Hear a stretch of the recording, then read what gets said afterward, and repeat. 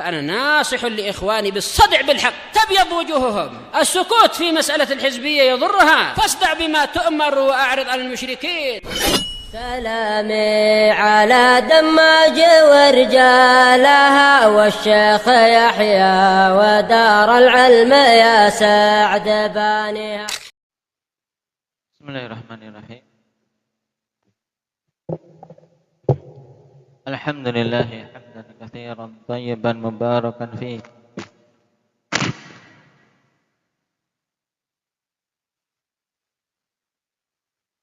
كما يحب ربنا ويرضى. أشهد أن لا إله إلا الله وحده لا شريك له وأشهد أن محمدا عبده ورسوله صلى الله عليه وعلى آله وأصحابه ومن تبعهم بإحسان إلى يوم الدين. Amma ba'd. Teman-teman, yang lalu kita masuk pada bab ke-19, ma jaa'a fit taghlid fi man 'abada Allah. Fi man 'abada Allah 'inda qabri rajulin salih fa kaifa idza 'abada. Maksud dari bab ini apa, Adnan? Maksud dari bab ini apa?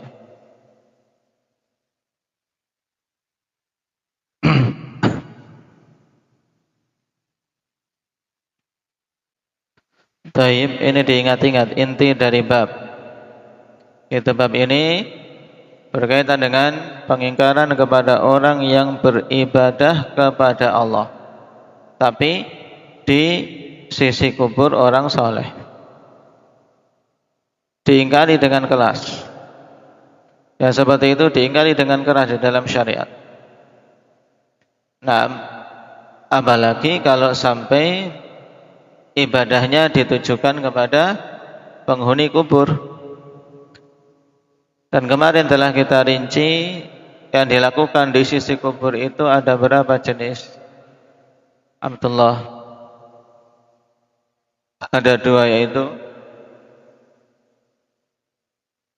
mamnu' dan masyru'. Tayyib, yang masyru' itu yang bagaimana? Yang disyariatkan. Sesuatu yang dilakukan di sisi kubur yang disyariatkan. Apa itu bentuknya? Nah, menziarahi kubur tanpa safar, dan syaratnya apa? Yang kedua,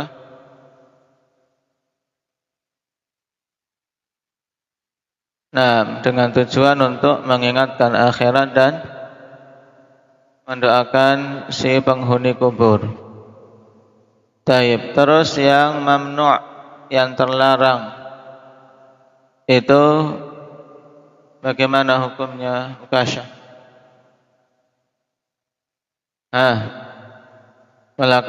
Sesuatu yang dilakukan di sisi kubur yang terlarang terbagi jadi berapa dulu?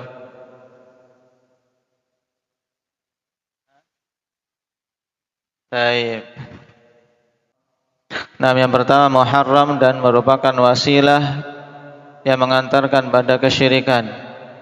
Yang kedua, yang hukumnya syirik akbar, mengeluarkan seorang dari Islam. Baik. Contoh yang hukumnya muharram dan itu sarana mengantarkan kesyirikan, apa, Hanif? Sesuatu yang dilakukan di sisi kubur hukumnya haram, tapi tidak sampai syirik akbar, apa? Seperti melakukan sholat di sisi kubur. Taib.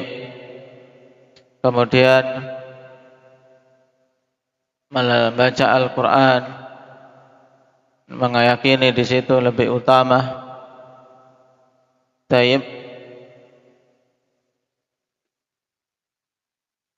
Kemudian yang sifatnya muharram, sifatnya syirik, apa? hendak ya Hamzah.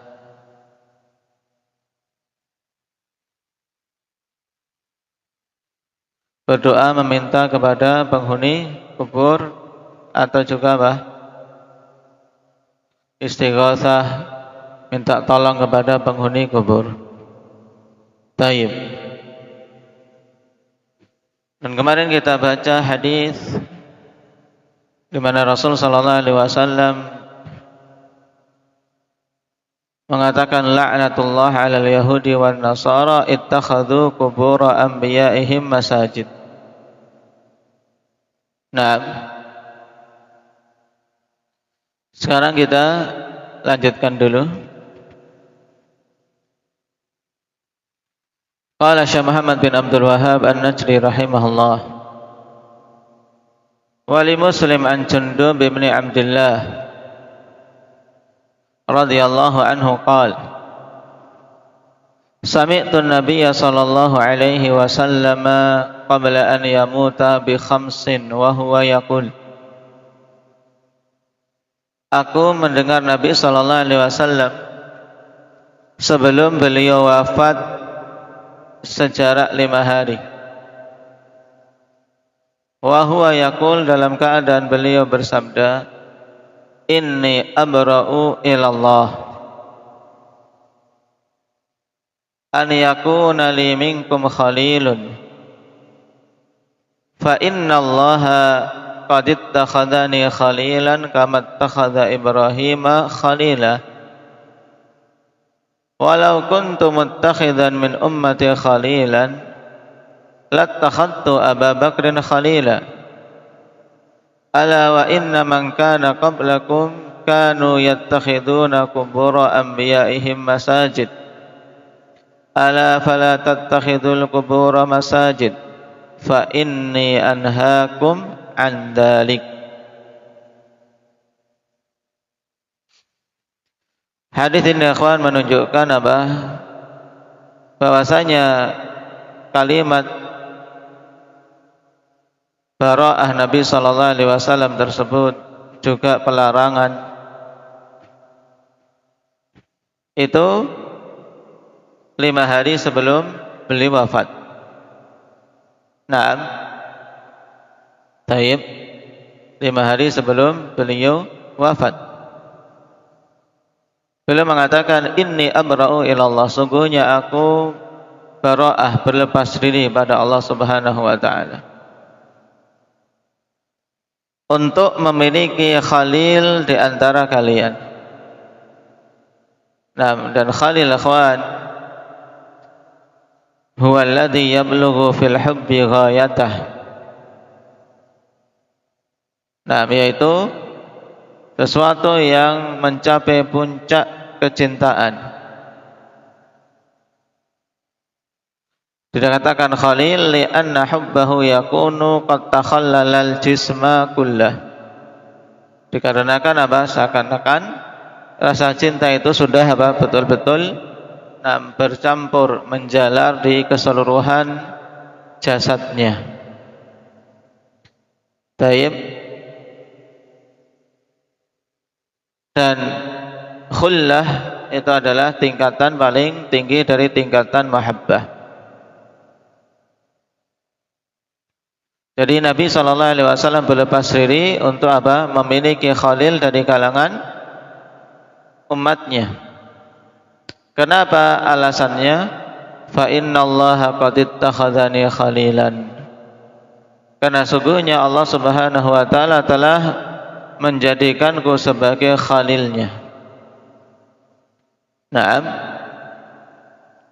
Kama takhadha Ibrahim khalila, sebagaimana Allah telah menjadikan Ibrahim sebagai khalilnya.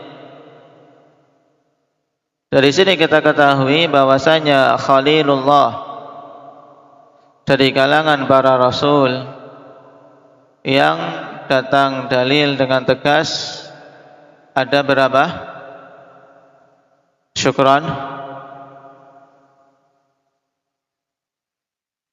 Ada 2, yaitu yang pertama Ibrahim, kemudian yang kedua Nabi kita Muhammad sallallahu alaihi wasallam. Mereka kedua-duanya adalah Khalilullah.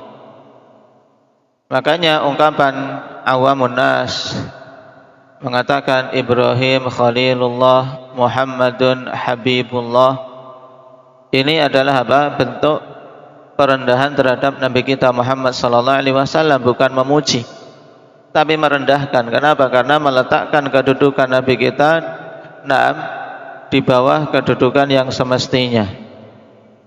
Karena Habibullah ini di bawah kedudukan apa? Kedudukan apa? Mujahid? Khalilullah. Taib. Nabi sallallahu alaihi wasallam telah mengatakan, fa innallaha qad ittakhadhani khalilan kama ittakhadha Ibrahim khalila. Mana dalil yang menunjukkan bahwasanya Allah telah menjadikan Ibrahim sebagai khalilnya di dalam Al-Qur'an? Hendak ya Ismail.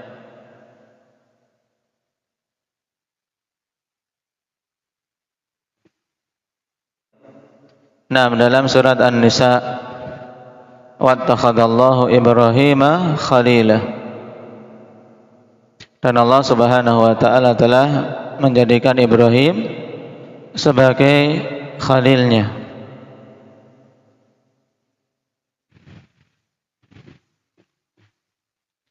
Walau kuntu muttakhidan min ummati khalilan lattakhadtu Abu Bakrin khalila. Kemudian beliau mengatakan, seandainya saja. Di sini lau diistilahkan apa? Dengan harfu imtina'in limtina'. Tayyib menunjukkan apa? Tidak mungkin terjadinya. Seandainya aku mengambil dari kalangan umatku salah satunya sebagai khalil, maka tentu aku akan jadikan Abu Bakar sebagai khalil. Tapi ini terjadi atau tidak? Ilhan? Tidak, karena Nabi telah menegaskan berlepas diri untuk menjadikan salah satu dari umatnya sebagai khalil beliau. Kenapa beliau berlepas diri seperti itu? Hendak ya Talha.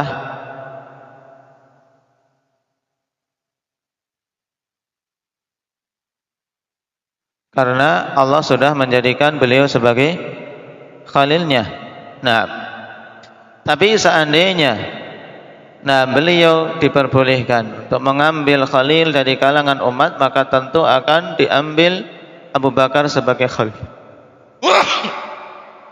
Alhamdulillah. Ya, ini menunjukkan tentang kedudukan yang tinggi bagi Abu Bakar As-Siddiq di sisi Nabi sallallahu alaihi wasallam. Ala wa inna man kana qablakum kanu yattakhiduna qubura anbiya'ihim masajid. Ketahuilah bahwa sungguhnya orang-orang sebelum kalian dulu menjadikan kubur-kubur nabi mereka sebagai masjid-masjid. Ala fala tattakhidul qubura masajid. Ketahuilah, jangan sampai kalian menjadikan kubur-kubur sebagai masjid-masjid. Ini larangan yang umum, baik kubur beliau maupun kubur selain beliau. Jangan kalian jadikan kubur-kubur sebagai masjid-masjid. Fa inni anhaakum an dzalika, karena sungguhnya aku melarang kalian dari hal tersebut. Di sini ya kawan, penegasan bahwasanya Nabi sallallahu alaihi wasallam melarang dari menjadikan kubur sebagai masjid. Dan perlu diperhatikan ya kawan, ittikhadul kuburi masajid. Menjadikan kubur-kubur sebagai masjid, akhwan, lahu suwar, memiliki beberapa bentuk. Taib yang pertama yang kalian catat yaitu bentuk-bentuk menjadikan kubur sebagai masjid. Yang pertama, as-salatu ilaiha, ay ja'alaha qiblah, yaitu salat menghadap ke kubur dan menjadikan kubur itu sebagai qiblah.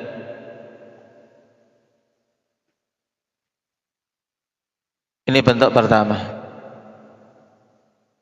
Dan Nabi SAW telah melarang secara tegas dalam hadis riwayat Muslim, la tajlisu 'alal qubur wa la tusallu ilaiha.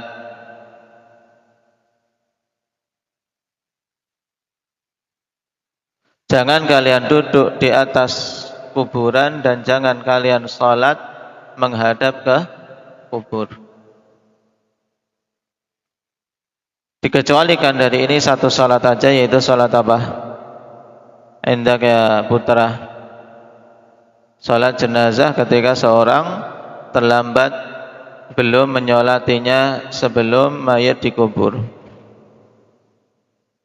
Nah, ini bentuk yang pertama apa tadi? Dari bentuk menjadikan kubur sebagai masjid. Yang pertama apa? Khadir.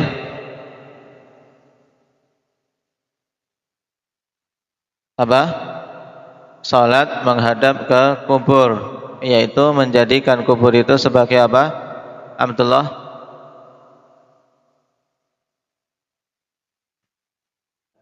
Nah, sebagai kiblat.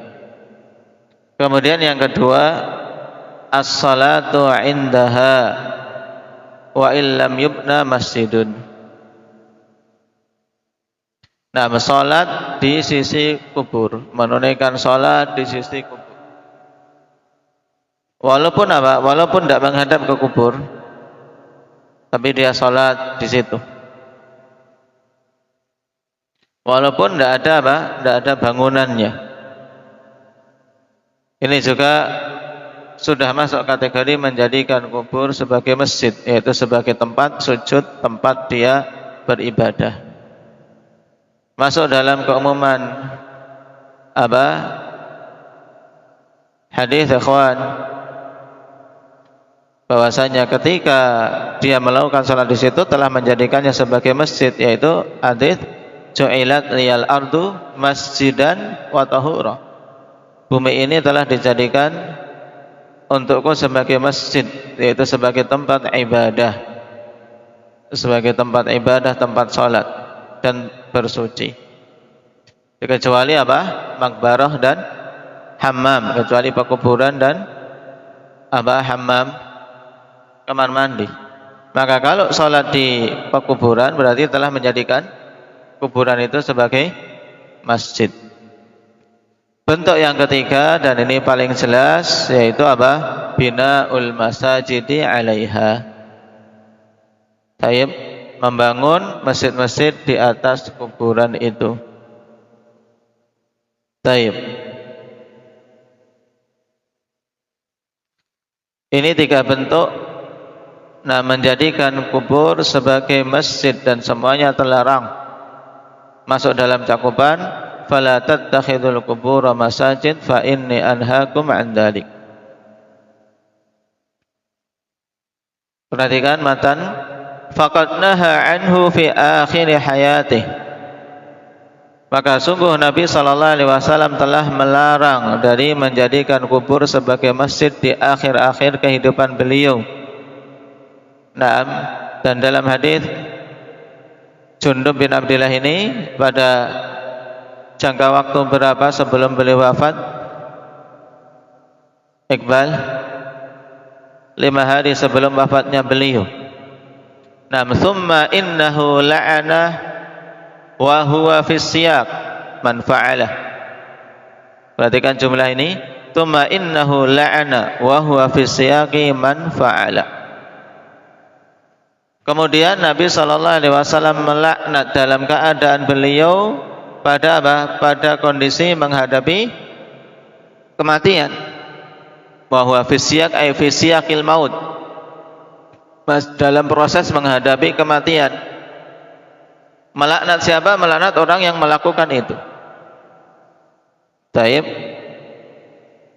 Ini dalam hadis yang dikisahkan oleh Aisyah radhiyallahu anha, di mana Nabi ketika apa?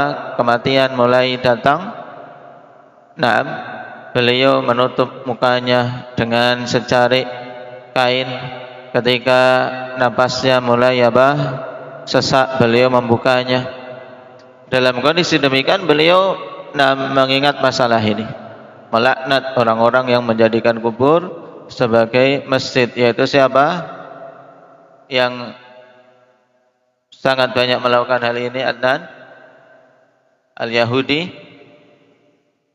Adam maksudnya. Adam siapa? Orang Yahudi dan Nasara. La'anallah atau la'natullah 'alal Yahudi wan Nasara ittakhadhu qubur anbiya'ihim masajid. Jumlah wa huwa fis siyaq. Nah, jumlah apa ini? Indak Hudzaifah. Jumlah haliyah. Thumma innahu la'ana wa huwa fis siyaqi man fa'ala. Nah, Nabi melaknat orang yang melakukan itu dalam keadaan beliau menghadapi apa? Menghadapi kematian. Qala wa salatu indaha min dalik wa illam yubna masjidun. Dan salat di sisi kubur termasuk dari menjadikan kubur sebagai masjid walaupun tidak dibangun masjid. Sebagaimana tadi dijelaskan 3 bentuk menjadikan kubur sebagai masjid. Naam.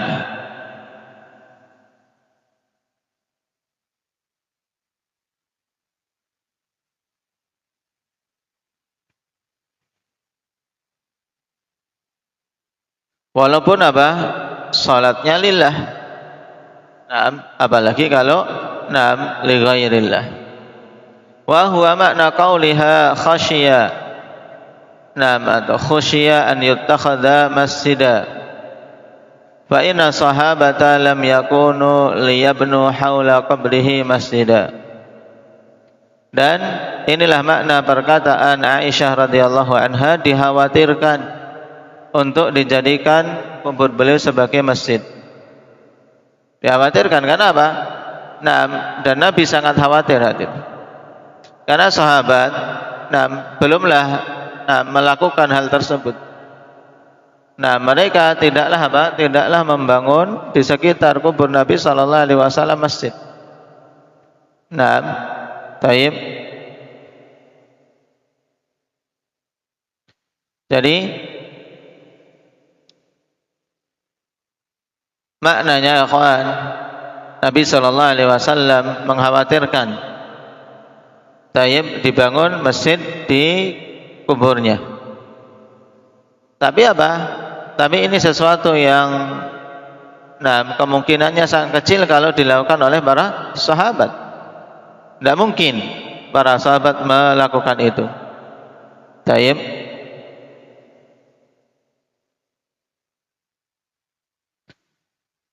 Kenapa?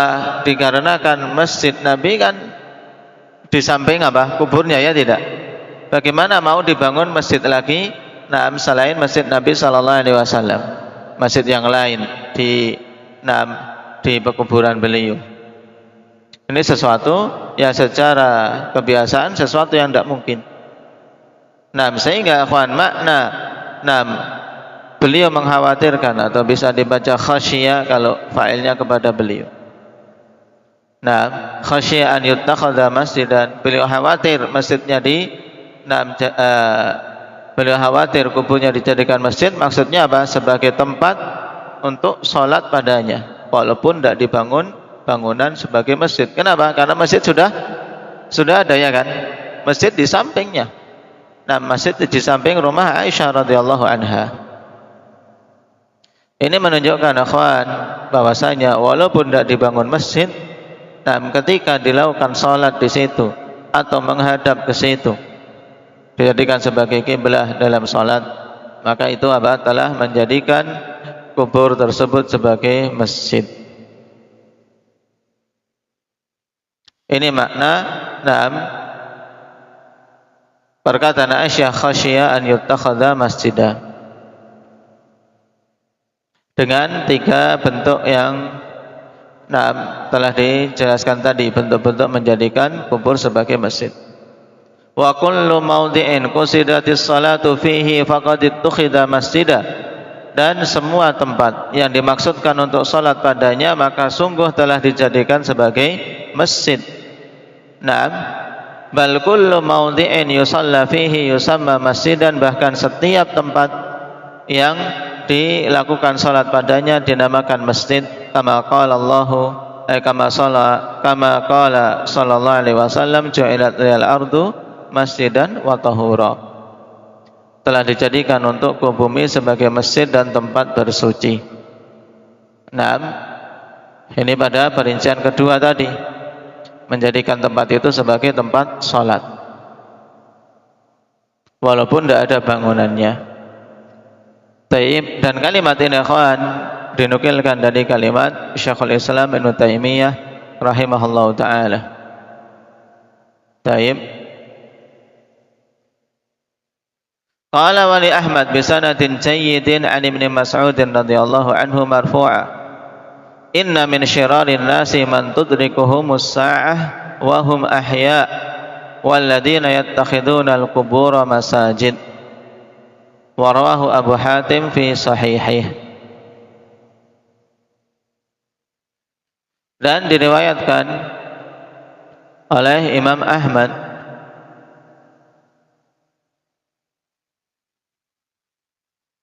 dengan sanad jayyid dari Ibnu Mas'ud radhiyallahu anhu secara marfu', sesungguhnya min syirarin nasi, ya, di antara seburuk-buruk manusia. Min di sini lit tab'id, ya, di antara seburuk-buruk manusia. Man tudrikuhumus sa'ah, yaitu orang-orang yang kiamat mendapati mereka dalam keadaan mereka masih hidup. Wahum ahya. Nah, wahum ahya berarti jumlah apa ini? Jumlah apa Badri? Haliyah. Nah, man tudrikuhumus sa'ah wahum ahya, yaitu di antara seburuk-buruk manusia orang-orang yang kiamat terjadi dalam keadaan mereka masih hidup.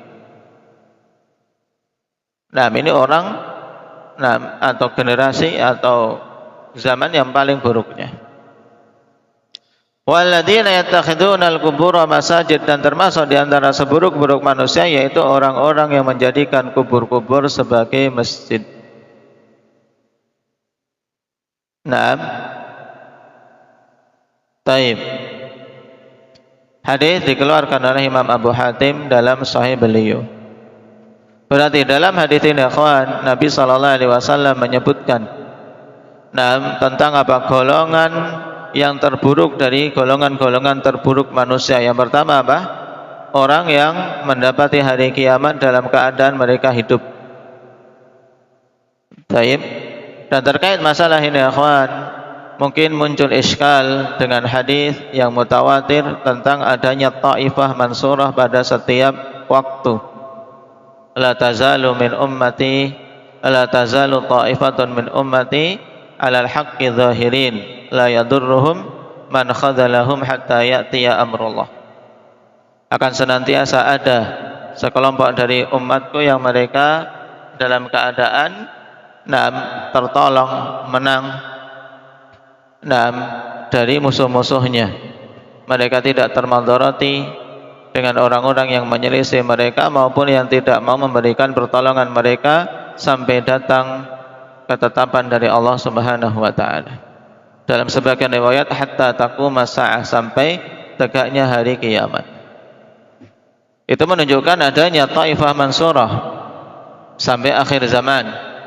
Dan hadis ini menunjukkan seburuk-buruk manusia diantaranya yaitu yang mendapati hari kiamat. Tapi bagaimana mensinkronkannya? Nah, maka maksud dari adanya taifah mansurah ikhwan sampai tegaknya hari kiamat yaitu sampai menjelang tegaknya hari kiamat, bukan sampai terjadinya kiamat itu. Kenapa? Karena sebelum tegaknya hari kiamat Allah mengirim angin yang lembut, yang sentuhannya lebih lembut atau seperti lembutnya sutra, yang tidak ada seorang mukmin pun terkena angin itu kecuali apa? Meninggal. Jadi sebelum tegak hari kiamat dikirim angin untuk apa? Untuk dengan sebab itu semua nyawa orang yang beriman itu tercabut. Semuanya apa? Meninggal dengan sebab angin itu. Nah, baru setelah habis orang-orang yang ada iman padanya, tertinggal tersisa orang yang paling buruknya, yang sudah tidak mengenal Allah lagi. Nah, disitulah tegak hari kiamat. Sehingga dengan ini kita ketahui, nah, bagaimana mensinkronkan dua hadis ini. Taib, jadi hari kiamat tegak ya pada kondisi yang sangat buruk, manusia yang paling buruknya. Ini yang pertama. Kemudian yang kedua, di antara golongan manusia yang paling buruk yaitu orang-orang yang menjadikan kubur sebagai masjid, dan ini inti didatangkannya hadis dalam bab kita ini. Nah, jadi walaupun sekilas itu amalan Masya Allah membangun masjid, tapi membangun masjid di kubur ini menjadikan dia sejelek-jelek manusia. Wal'iyadzubillah. Dan hadis ini ikhwan, perhatikan catatan kaki dalam cetakan kita. Hadis hasan akhrajahu Ahmad wa Abu Ya'la wa Ibnu Abi Syaibah wa ghairuhum min tariqi Asim bin Bahdalah an Abi Wa'il an Ibnu Mas'ud.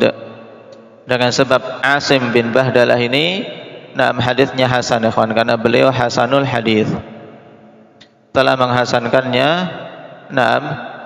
Al-Allamah Al-Albani, ini kurang ain, Al-Allamah Al-Albani fi Tahdhirus Sajid wal Wadi'i fi Sahihil Musnad.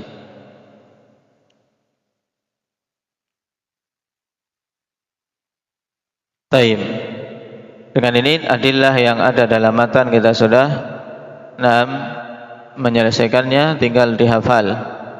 Nah, maknanya diingat-ingat dari apa yang terkandung pada hadis-hadis tersebut, ikhwan. Kemudian nanti pas kita membaca masail, insyaallah akan semakin gamblang.